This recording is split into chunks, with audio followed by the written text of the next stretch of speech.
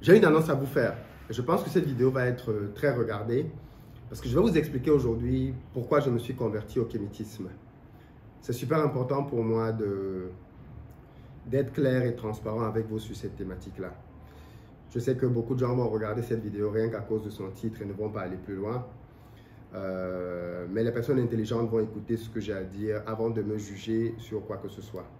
Il y a de cela 2 jours, j'ai sorti une vidéo dans laquelle j'expliquais que l'Afrique n'allait pas se développer grâce au fait qu'on allait retourner à des religions ancestrales. Et cette vidéo a été bien comprise par pas mal de personnes, mais d'autres n'ont pas du tout compris. Et on a pu le voir par le déchaînement de colère, de violence et de haine qu'ils ont pu laisser dans les commentaires. Donc je pense que c'est utile, important de ramener ce sujet sur la table. Pourquoi? Parce que le sujet du kémétisme est devenu un sujet très clivant dans notre communauté. Beaucoup de personnes appartenant au mouvement kémite sont des personnes très intolérantes. Dès que quelqu'un ne partage pas leur position, tout de suite, cette personne est cataloguée de tous les noms. Cette personne est cataloguée de personnes aliénées et de tout autre artifice violent que l'on peut trouver. Et ça, bien évidemment, ça ne donne pas envie d'en savoir un peu plus. Et pourtant, moi qui vous dis tout ça, je suis kémite.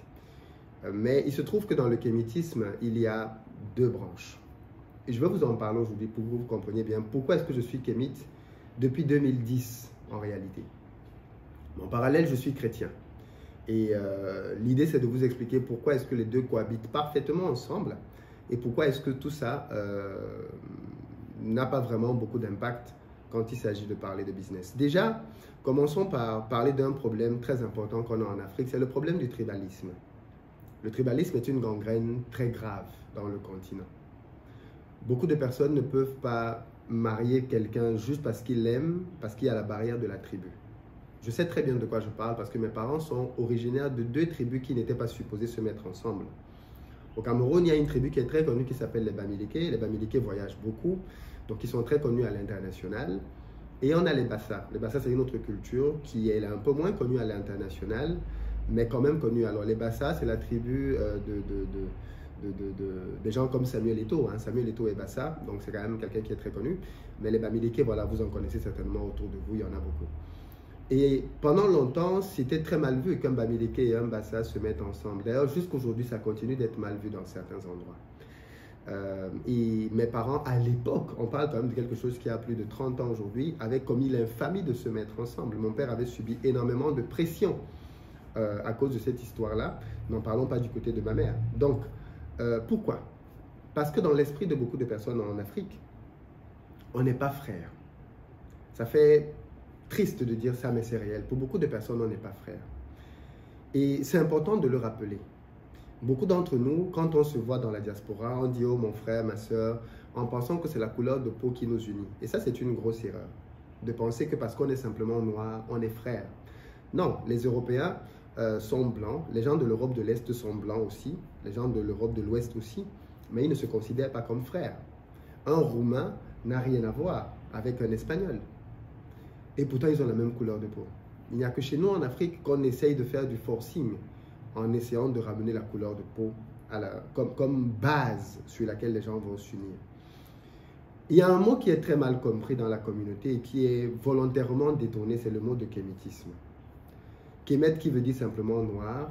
Mais kémétisme est un mot qui a 2 définitions. Je vais vous expliquer pourquoi est-ce que j'adhère parfaitement à une et pourquoi dans l'autre je ne me reconnais pas du tout. Celle dans laquelle je me retrouve, c'est celle de Cheikh Anta Diop. Cheikh Anta Diop, en réalité, a fait des travaux que l'on connaît. Alors, ce qui est dramatique, c'est que beaucoup de gens parlent de kémétisme, mais ils n'ont jamais lu Cheikh Anta Diop. Ils ne savent rien de ce monsieur. Peut-être parfois, ils connaissent juste un titre de ses livres, mais ils ne l'ont pas lu. D'un, parce que Cheikh Anta Diop, c'est compliqué. Il n'écrit pas facilement. Son écriture est difficile. Ce n'est pas un petit roman ou un arlequin qu'on va lire rapidement. Quand tu lis Cheikh Anta Diop, tu dois mettre ton cerveau en action, surtout pour aller jusqu'au bout. Donc, ce n'est pas évident de le suivre. Donc, beaucoup de gens ne le lisent pas. Et d'ailleurs, je suis sûr que beaucoup de personnes qui parlent de kémétisme à gauche, à droite, n'ont jamais lu Cheikh Anta Diop. Cheikh Anta Diop, dont les travaux sont très connus aujourd'hui, avait un objectif très clair quand il était dans sa démarche de recherche. Son but n'était pas, comme certains peuvent souvent le dire, de démontrer que les Égyptiens étaient noirs. Pas du tout. Ce n'était pas du tout ça qui était le cœur de son travail. Il avait plutôt pour but d'essayer justement d'établir de manière scientifique un lien de parenté entre tous les peuples africains. C'était ça le travail de Cheikh Anta Diop. C'était de se dire, ok, on est sur le même continent, on est tous noirs, on est éparpillés un peu partout aujourd'hui, mais est-ce qu'on a vraiment des origines communes? Est-ce qu'on a des choses qui nous relient? Et dans ses études scientifiques, donc, il s'est rendu compte que notamment par les langues, beaucoup de peuples africains étaient frères initialement. Lisez les œuvres de Cheikh Anta Diop, vous allez voir qu'il a vraiment démontré ça de manière culturelle. Il a vraiment pris le temps de démontrer ça dans plusieurs de ses livres. Il a même pris sur le plan spirituel plusieurs croyances que partageaient plusieurs de ces peuples en commun. Donc le travail de Cheikh Anta Diop consistait à démontrer que les Africains ont un même socle. Et ça, c'est la définition du kémétisme à laquelle j'adhère. C'est un kémétisme qu'on peut vouloir scientifique, un kémétisme qui a pour but, et c'est pour ça que Cheikh Anta Diop demande aux Africains de s'armer de science. C'est un kémétisme qui a pour but de démontrer que les Africains, en réalité, ce sont des frères. Un autre terme aujourd'hui pour parler de kémétisme, en réalité, ce serait panafricanisme. Les panafricains sont des kémites, des gens qui croient au kémétisme. Parce que c'est ça la définition scientifique du kémétisme. Il ne s'agit pas de se dire on est juste frères et sœurs parce qu'on est noir de couleur de peau, mais de pouvoir le démontrer. Quand je dis que je vis en Côte d'Ivoire et que je suis à la maison, pourquoi je dis ça alors qu'on a des frontières qui ont été établies en 1884? Qu'est-ce qui démontre qu'ici, là, il y a des peuples qui sont réellement des peuples frères? C'est démontrable scientifiquement. C'est cette idéologie-là, en réalité, qui est l'idéologie scientifique du kémétisme à laquelle appartiennent des gens comme Cheikh Anta Diop. Mais, il se trouve qu'il y a aussi une autre idéologie derrière le kémétisme. Et ce sont ces deux idéologies-là qui, en réalité, se bagarrent. L'autre idéologie consiste à dire que le kémétisme, c'est le ressource aux croyances spirituelles traditionnelles africaines. Et dans ce registre-là, on a plusieurs personnes dont je tairai les noms ici. Et donc, eux, leur objectif, c'est de nous faire comprendre que les Africains sont aliénés parce qu'ils ont adhéré à des religions venues d'ailleurs, christianisme et islam. D'ailleurs, petite parenthèse, tous ceux qui pensent que le christianisme est entré en Afrique au XVIe siècle, au XVIIe siècle, au moment de l'esclavage, font preuve d'une ignorance criarde sur ce que c'est que le christianisme. Font preuve d'une méconnaissance insultante en 2021. On a énormément d'éléments qui permettent de savoir aujourd'hui que dès les balbutiements du christianisme, le christianisme est entré en Afrique et s'est clairement répandu en Afrique. Vous savez, c'est très facile dans le rejet de l'Occident de lui attribuer tout. Est-ce que l'Occident s'est servi du christianisme pour pouvoir coloniser, esclavagiser? Oui, bien sûr. Ils s'en sont servis parce qu'ils se sont rendus compte que quand on s'attaque à la spiritualité de quelqu'un, on le dépouille de ce qu'il a de plus précieux. Donc oui, ils s'en sont servis. Est-ce que ce sont les premiers à l'avoir fait? Non. Si vous regardez bien dans l'histoire des conquêtes dans le monde, vous allez bien vous rendre compte que quand la Rome et les autres personnes parvenaient à conquérir des espaces, ils s'imposaient avec leur langue. Parfois même on détruisait des peuples, on détruisait tout ce qui appartenait au peuple, on tuait, brûlait tout le monde, et brûlait toutes les statues que ces peuples-là avaient. On exterminait tout le monde. Donc les manières de pouvoir s'imposer ont souvent été différentes. Et pour ce qui est donc de l'Europe, quand l'Europe est arrivée en Afrique, elle a pris effectivement une méthodologie que l'on connaît tous. Elle s'est servie de la religion chrétienne pour pouvoir aller conquérir des espaces. Mais là-dessus, il faut qu'on se dise deux, trois vérités. La première, c'est que quand on a lu la Bible un temps soit peu, on sait bien que tout ce que ces personnes ont pu faire est contraire à la Bible elle-même. La Bible n'a jamais demandé d'esclavagiser qui que ce soit. Elle n'a jamais demandé à quiconque d'asseoir une domination matérielle ou de piller un autre peuple. C'est même tout ce qui est contraire à ce que la Bible demande. En réalité, quand on dit que les Africains sont très chrétiens, c'est très faux. C'est absolument faux.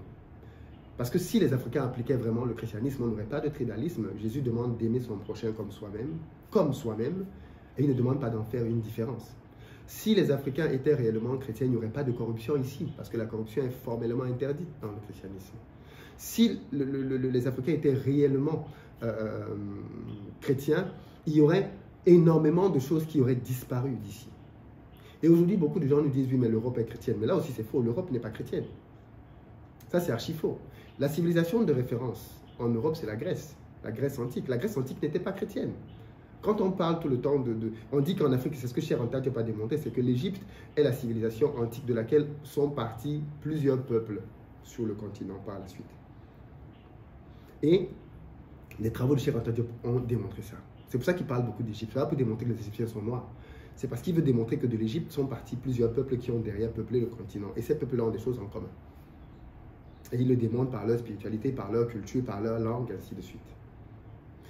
Mais l'Égypte est à l'Afrique ce qu'est la Grèce à l'Europe. Donc quand on dit que les Européens sont chrétiens, c'est faux. La civilisation de base européenne, c'est la Grèce. Et la Grèce n'était pas chrétienne. Pas du tout. Donc il y a beaucoup d'ignorance dans ces sujets-là qui sont véhiculés parce qu'on veut chercher un ennemi rapide et facile. On veut dire que le blanc est notre ennemi et on doit le détester en fait. Et pour ça, on trouve tout ce qu'il est possible et on le lui colle sur le dos. Est-ce que le blanc a colonisé? Oui. Est-ce qu'il a esclavagisé? Oui. Ça, c'est factuel, c'est vrai. Mais aujourd'hui, parce qu'on veut maintenir une haine dans la communauté, certaines personnes qui sont ultra minoritaires, je tiens à le préciser, les personnes qui ont ce type de courant sont ultra minoritaires. Je suis en Afrique tous les jours et tout le temps. Et les gens qui ont ce type de croyances-là ne sont pas les plus nombreux ici. Mais on veut trouver un ennemi et c'est facile. On a collé une couleur de peau et c'est facile, l'ennemi c'est le blanc. Mais vous savez, on peut mentir une partie du peuple tout le temps. On peut mentir tout le peuple un temps, mais on ne peut pas mentir tout le peuple tout le temps. Et le but pour moi de parler de ce sujet, c'est parce que je pense qu'il y a là-dedans beaucoup de personnes qui, de manière naïve, se laissent entraîner sur des choses qui ne sont pas factuellement démontrables. D'ailleurs, ce soir, on va faire un live sur cette thématique spéciale. Et ceux et celles qui voudraient qu'on puisse en parler en toute fraternité, parce que je considère que les personnes qui sont kémites sont des frères. Je n'ai aucun problème avec ça. Je travaille avec des kémites, je fais du business avec des kémites. Donc on pourra en parler sans aucun problème ce soir. Par contre, ce que je constate quand même, et ça c'est un fait qu'il faudrait pouvoir relever, c'est que la plupart des personnes qui viennent nous parler de kémitisme et d'amour d'Afrique ne sont pas en Afrique, n'y vivent pas, n'y viennent pas. Ils restent derrière leur petit canapé en Europe et ils nous disent que nous, parce que nous sommes chrétiens, nous sommes aliénés. Nous qui sommes sur le continent, nous qui travaillons ici tous les jours, nous sommes quand même aliénés parce que nous ne croyons pas au culte des crânes. Personnellement, je ne crois pas au culte des crânes. Très clairement, je ne crois pas du tout au culte des crânes et je n'y crois pas parce qu'on m'a dit quelque chose. Je n'y crois pas parce que j'ai lu, je me suis renseigné sur le culte des crânes. Je ne crois pas qu'un ancêtre qui est décédé peut faire quelque chose pour moi qui suis vivant. Je ne le crois pas. Je ne crois pas que mon ancêtre qui est mort pauvre peut m'aider à m'enrichir, moi qui suis riche, moi qui suis sur la terre aujourd'hui. Et je pense que quelque part, il faut qu'on se dise la vérité. Le peu de succès qu'on a aujourd'hui sur investir au pays gêne énormément. Il gêne énormément parce qu'il vient démontrer en fait que beaucoup de ces concepts, de ces théories sont fausses. Beaucoup de gens nous disent que si tu veux réussir, il faut que tu ailles avoir la protection des ancêtres. Je n'ai la protection d'aucun ancêtre. Je n'y crois pas. Je n'y crois absolument pas du tout. Mais vraiment pas du tout. Et pourtant, on a quand même pas mal de réussite dans nos affaires. Pourquoi donc? Pourquoi est-ce qu'on a de la réussite? Vous savez, c'est facile d'endoctriner les gens et de les amener dans un couloir parce qu'on veut que tout le monde y croit. Moi, je n'ai rien contre le fait que les gens croient à ça. Que les gens croient qu'il faut aller voir les ancêtres, qu'il faut prier sur des crânes, qu'il faut dire des paroles. Certains croient ça, moi je ne le crois pas. Et de manière factuelle, quand je regarde ma vie et je regarde la vie des gens qui croient ça, je ne les envie pas. Sur aucun point, je ne les envie. Vraiment aucun point. Donc, pour revenir sur le sujet en question, je suis kémite parce que je suis panafricain, parce que je crois que les Africains sont frères, qu'ils ont une origine commune. Je crois, comme Cheikh Anta Diop, qu'on a une base commune. Par contre, là où je diverge d'une certaine branche du kémitisme, c'est celle qui consiste à dire que les religions chrétiennes musulmanes sont des religions étrangères et qu'il faudrait donc que l'on s'en débarrasse. Vous savez, tout ce qui vient de nos parents n'est pas forcément bien. Ce n'est pas parce que mes parents croyaient en quelque chose que c'était bien. Ce n'est pas parce que mes parents avaient certaines coutumes et traditions qu'elles étaient bien. Dans ces plusieurs coutumes et traditions en Afrique, on croit à la polygamie. Moi, je ne crois pas à la polygamie. Dans beaucoup de coutumes et de traditions africaines, le régime qui prévaut, c'est la polygamie. Moi, je ne crois pas à la polygamie. Clairement. Un autre point qui est important, c'est que les peuples ne sont pas figés et fixés à un moment donné. L'histoire des peuples évolue. Quand on me parle de la France aujourd'hui, on parle du christianisme. Les Français sont chrétiens? C'est quelle blague ça? La France a légalisé le mariage homosexuel. Quelle est la France qui est chrétienne? On se moque de qui quand on dit ça? On se moque de qui quand on dit que l'Europe est chrétienne? L'Europe n'a rien de chrétien. Aujourd'hui en tout cas. Du point de vue chrétien, l'Europe est dépravée. L'Europe est le cœur même, l'un des fiefs du péché et du vagabondage dans le monde entier. Et voilà l'espace que certains considèrent comme chrétien. Pourquoi?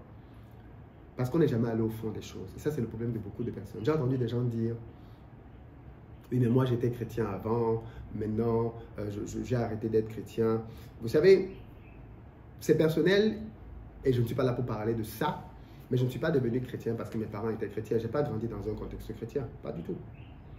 Je me suis converti très tardivement au christianisme. Et je me suis converti au christianisme suite à une expérience personnelle. Donc je ne crois pas au christianisme, je ne crois pas en Jésus-Christ parce que les Blancs sont venus ou les Blancs n'ont pas fait. Non, je crois au christianisme parce que j'ai eu une rencontre personnelle dans ma vie. Une rencontre, et je parle bien d'une rencontre personnelle avec Dieu. Donc je ne suis pas en train de raconter des X, Y, Z, pas du tout. Je parle de quelque chose d'authentique que j'ai vécu. Donc quand j'entends les gens venir dire « Oui, j'étais chrétien, j'allais à l'église », non, aller à l'église ne signifie pas que vous êtes chrétien. Un chrétien, c'est quelqu'un qui rencontre Dieu et avec qui Dieu marche au quotidien. Si vous n'avez pas vécu cette expérience-là d'une rencontre réelle avec Dieu, vous étiez juste un religieux. Si vous lisez un peu la Bible, Jésus lui-même l'a dit, le jugement commencera par l'église. Et beaucoup de personnes qui sont dans l'église et se disent chrétiens, en réalité, n'ont jamais été des enfants de Dieu. Donc je veux bien que les uns et les autres fassent plein d'amalgames, qu'ils mélangent beaucoup de choses. Mais quand vous avez rencontré Dieu, vous n'êtes plus le même. Il vous change radicalement. Et ceux qui me connaissent voient très bien l'avant-après. Mais mon but ici, ce n'est pas de venir parler fondamentalement de ma foi, mais c'est d'expliquer aux uns et aux autres que l'agressivité, la violence avec laquelle vous pavanez, sans avoir aucun fait pour vous, n'a pas de sens.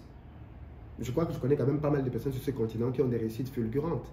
Elles ne sont pas achémites, dans le sens où elles vont croire et prier sur des crânes. Je connais beaucoup de personnes que j'ai interviewées même sur la chaîne qui ne sont pas kémites, qui ne croient pas au crâne et qui ont des réussites fulgurantes. Dangote ne croit pas au crâne. Tony Elumelu est chrétien, il ne croit pas au crâne. Donc, ne venez pas nous faire croire que pour qu'on se développe en tant que continent, économiquement, on a besoin de retourner au crâne. Ça, c'est faux. Le principe économique résiste à des principes. Très simple. On applique ces principes, ça marche. L'Égypte antique a rayonné à l'époque parce qu'elle appliquait des principes. La Grèce a appliqué ses principes. La Perse a appliqué ses principes. L'Angleterre a appliqué ses principes. Les États-Unis appliquent ces principes. Tous ceux qui appliquent ces principes réussissent. L'Inde a appliqué ses principes. Le Japon a appliqué ses principes. La Corée du Sud récemment a appliqué ses principes. Et en 40 ans, on a vu leur émergence économique. Et ce n'est pas parce qu'ils sont allés rentrer à des croyances X, Y, Z. Moi, je ne crois pas à ça. Il y a une divergence de croyances et de visions du monde. Moi, je ne crois pas qu'il y a un Dieu dans le monde et que chaque peuple sur terre a sa manière à lui de pouvoir s'adresser à ce Dieu-là. Je crois à la cohérence d'un Dieu unique. Et je crois que s'il y a un Dieu unique, alors, peu importe là où nous sommes sur la planète, nous avons le même rapport avec lui. C'est logique et c'est cohérent. C'est ce que je crois. Donc je crois que le blanc, le noir, le jaune ont le même Dieu. Où qu'ils soient sur la planète, ils ont le même Dieu. Donc je ne crois pas que les noirs ont leur crâne, que les blancs ont leur sorcière, que les asiatiques ont leur hindouisme, vaudou, tout ce que vous voulez. Non, ça je ne crois pas à ça. Je ne crois pas à ça. Mais ça c'est moi. Et j'ai le droit de croire à ce que je veux croire. Ça n'engage que moi, les miens. Je crois à ça. Et il se trouve que c'est avec ça que j'avance dans ma vie. Donc ce que ça gêne, que je crois à autre chose, je suis désolé les amis, mais je ne peux pas faire grand chose pour vous. La croyance c'est quelque chose de personnel, c'est quelque chose d'intime. Mais pour ce qui est du lien que certains veulent faire avec la religion, on diverge totalement. Et je vais terminer en vous donnant un exemple qui est très frappant. Vous regardez vous-même dans vos pays. Les zones dans lesquelles il y a le plus de croyances au crâne et à la spiritualité africaine, je ne sais pas si vous avez remarqué, mais c'est parallèlement les zones les plus pauvres du pays. Je dis ça, mais regardez, hein, les zones dans lesquelles il y a le plus de croyances. Vous allez chez les Camerounais, les Bamileke sont ceux qui sont les plus connus pour être très croyants, très fervents. Allez à l'ouest. Les gens sont très pauvres à l'ouest. Très, très, très pauvres à l'ouest. Très, très, très pauvres. Est-ce que vous êtes même déjà allé à l'ouest? Pourquoi est-ce qu'il y a de l'exode rural dans nos villages? Parce qu'en général, c'est dans les campagnes, les villages retirés, que ce type de croyance-là existe encore. Parce que quand on dit que les Africains ont rejeté leur religion, non, c'est faux. Beaucoup d'Africains croient encore à ça. Même nos politiques, quand ils ont des élections, ils vont au village pour se faire laver, pour apprendre des incantations, tout ça. Et pourtant, ces endroits sont parmi les endroits les plus pauvres du pays. Si donc ces endroits-là étaient supposés marcher, moi je suis factuel. Si nos ancêtres pouvaient changer notre quotidien, mais ils changeraient quand même le quotidien d'abord de ceux qui y croient plus que tout le monde. Et j'entends qu'ils disent, oui, mais les Africains se sont christianisés. Non, on leur a imposé le christianisme, déjà un faux christianisme. Et le christianisme n'a jamais dit qu'il était une religion qui permettait aux gens de s'enrichir. Jésus-Christ n'a jamais dit qu'il venait pour enrichir les gens. Ce n'est pas ça son credo. Donc il n'y a rien de choquant à ce que quelqu'un soit chrétien et qu'il ne soit pas fondamentalement riche. Ce n'est pas ça le but du christianisme. Le but du christianisme, c'est de sauver ton âme pour l'éternité. Par contre, quand on nous dit que nos ancêtres, eux, peuvent améliorer nos vies, ils peuvent nous protéger, peuvent nous guérir et ainsi de suite, je me demande comment ils le font quand les adeptes qui y croient le plus sont pauvres. Je me demande comment ils le font quand eux-mêmes ici, quand ils ont vécu, ne parvenaient pas à s'en sortir. Chacun sa croyance. La mienne, je vous l'ai exposée aujourd'hui. J'espère que je ne reviendrai plus sur cette thématique. Parce qu'il y a deux niveaux de kémitisme. Un auquel j'adhère, celui du panafricanisme, celui qui est scientifique, intellectuel, c'est celui de Cheikh Anta Diop. Et puis il y a un autre, dans lequel on te dit que tu n'es pas un vrai Africain, tu es aliéné si tu ne pries pas les crânes. Mais comme je l'ai dit tout à l'heure, vous allez remarquer que les gens qui vous disent ça, ils vous disent ça depuis l'Europe. Hein. Ils vous disent ça depuis l'Europe. Certains d'entre eux ont même épousé des femmes occidentales ou asiatiques. Hein. On en a vu sur cette chaîne. Les gens font ce qu'ils veulent. Moi, je n'ai pas de problème avec ça. Mais il faut être cohérent. Il y en a qui disent ça et derrière ne reviennent pas en Afrique. Mais je me demande si vous avez déjà même vu un crâne de vos yeux.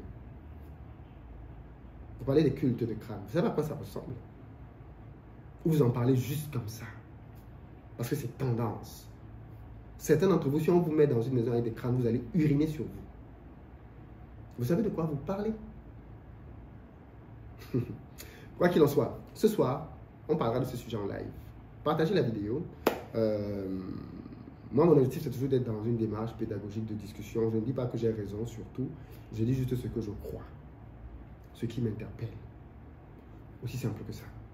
Quand on me dit que la Chine s'est développée parce qu'elle est retournée à ses traditions et autres, non, c'est faux. La Chine, c'est un peuple multimillénaire. Pendant très longtemps, la Chine a cru à elle-même ses propres histoires. Et elle ne se développait pas. C'est quand elle a changé de stratégie économique qu'elle a amélioré ses résultats économiques. Donc si les Africains veulent changer le monde, s'ils veulent se développer, ils doivent vaincre les maux qui sont les leurs. Et les maux qui sont les leurs, on les connaît. C'est la mauvaise gestion de nos États. On n'a pas besoin de retourner à la spiritualité africaine pour que nos États soient bien gérés. Non. On n'a pas besoin de retourner à la spiritualité africaine pour le tribalisme. Non, ça ce sont nos problèmes, on les connaît. On a des atouts, des outils pour pouvoir vaincre tout ça. Dans les commentaires, dites-moi ce que vous en pensez. Et on en parle ce soir. Et puis après, on avance. Ciao.